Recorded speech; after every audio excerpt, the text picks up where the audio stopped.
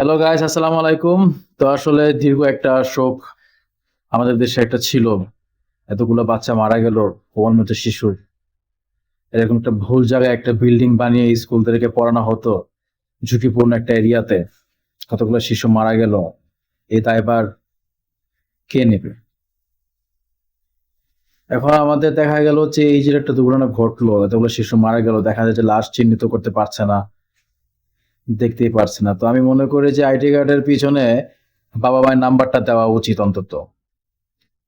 ID কার্ডের পিছনে যদি বাবা মায়ের নাম্বারটা যদি দেওয়া থাকতো, তাহলে আজকে হয়তো বা এই লাশগুলো খুঁজে পাওয়া যেত। এরকম গুম করার প্রয়োজন ছিল না। হয়তো বা লাশের সংখ্যাটা কেউ 200, কে বলে 20, কে বলে 50। আবার শুনি কে বলে পুরা ক্লাসরুমে, এক একটা ক্লাসরুমে নাকি 50 জন ছাত্র থাকে। ক্লাসরুমে আছে নাকি ওখানে প্রায় 30-40টা। এরকম 10-12টা ক্লাসরুমে যদি এরকম 50 জন করে থাকে, তাহলে হিসাব করে দেখেন কতজন থাকতে পারে, কতজন স্টুডেন্ট ছিল। এর যৌক্তিক কথাবার্তা বলা উচিত, আসলে অযৌক্তিক কথাবার্তা বলে তো লাভ নাই। যা হওয়ার তা হয়ে গেছে, অ্যাক্সিডেন্ট দুর্ঘটনা, এটা কারো হাতে ছিল না। আপনি ভবিষ্যতে কি করবেন, আপনি এই একটা ঘটনা থেকে কি শিক্ষা নিয়েছেন, এটাতে আমি মনে করি ফোকাস দেওয়া উচিত।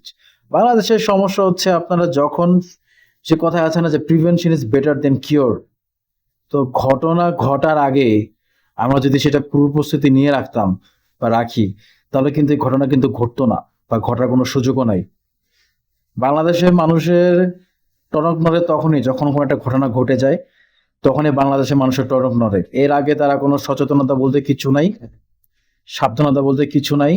যে যার মতো করে চলাফেরা করে, যে যার মতো স্বাধীন মতো চলাফেরা করে।